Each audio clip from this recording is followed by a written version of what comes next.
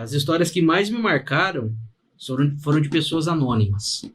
Anônimas. São histórias de pessoas que a gente viu o dia a dia. Porque o artista a gente sabe, tá lá na televisão e tal, ele tá te dando entrevista agora, daqui 5 minutos ele nem vai lembrar que você existiu. Uhum. Mas o cara que você foi entrevistar lá no perrengue, na situação difícil dele, ele nunca mais vai te esquecer. Nunca mais, ele sempre vai te lembrar daquela história, que ele te deu entrevista, que ele falou, que ele abriu o coração, ele contou alguma história.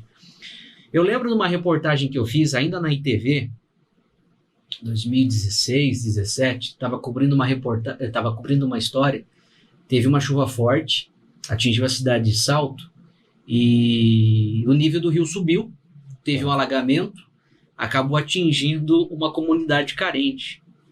E afetou, teve alagamento, a água entrou em muitas casas, muita gente perdeu seus poucos pertences que tinham, né? Carro.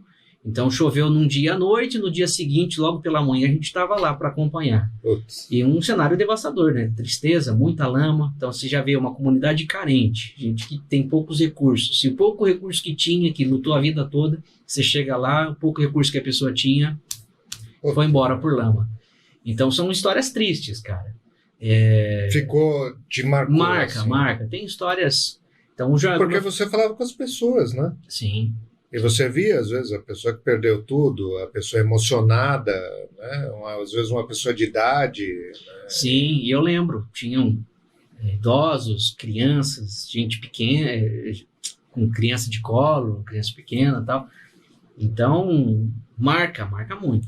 E agora, o papel também é de mostrar isso para que exista uma ajuda, alguma coisa desse tipo, né? Para que políticas públicas sejam feitas. Entendam, né? Vejam. Né? Exatamente. Por que essas pessoas estão morando onde estão? Será porque elas gostam? Porque elas invadiram aquela área? Porque sim?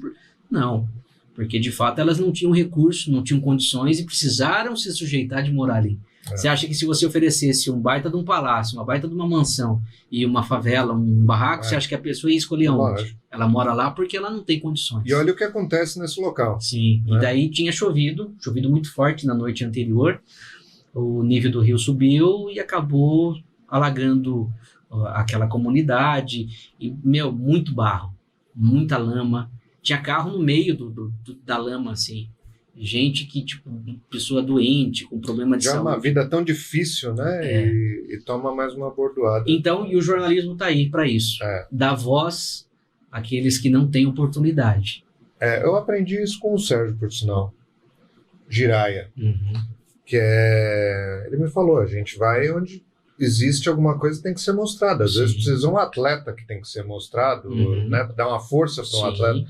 Às vezes... uma manifestação, às vezes negócio desse. Teve uma história muito... a gente contou de uma história triste, mas teve uma história bacana que eu cobri quando o helicóptero Águia da PM pousou no Hospital São Camilo, aqui de Itu, para fazer o transporte de órgãos para uma pessoa que ia ser transplantada.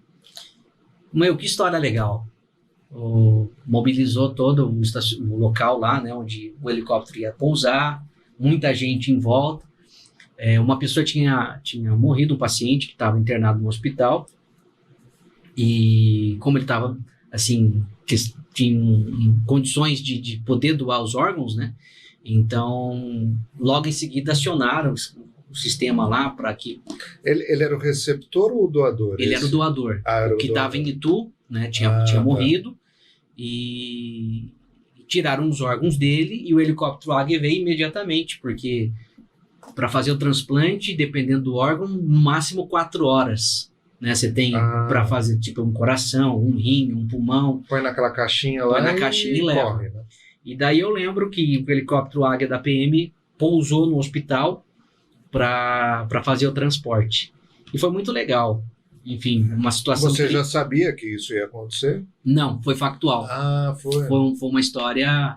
Até porque a gente não sabia que a pessoa ia morrer naquele dia, né? Então a pessoa morreu e, consequentemente, a família chegou num comum acordo de doar os órgãos. Logo em seguida já fizeram os contatos. Porque é 4 horas da hora da morte? Assim ou não? Eu não sei como... Eu sei que são 4... Acho que depois que ainda você consegue...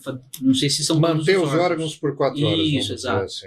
E daí o helicóptero veio para fazer o transporte. Daí veio o médico colocou na caixinha lá, e eu lembro que foram 2 órgãos, foi o coração e o pulmão. Nossa, cara, os caras conseguem transplantar. Acho que foi o pulmão, é isso mesmo. E daí eu lembro. E você estava lá com um cinegrafista, sim. filmou essa correria? A gente recebeu informação, até porque a emissora era próximo do hospital, então já nos avisaram, o helicóptero Águia está descendo aí, não sei o quê. Corre. Vamos entender o que está acontecendo. Chegamos lá, é o transporte, eles vieram para fazer o transporte de órgãos para fazer o transplante.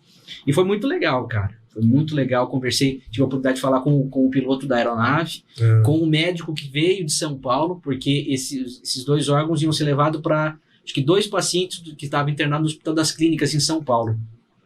E, né, pela questão de transporte, logística e tudo mais, o mais viável seria pelo ar, porque se depender de carro, né, trânsito de São Paulo, em helicóptero, meia hora. 25, 30 minutos. Isso, exato, ele comentou.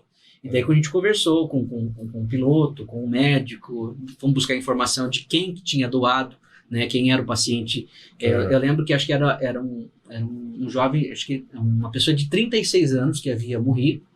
Eu não lembro quais as causas, quais as circunstâncias, mas que ia fazer a doação.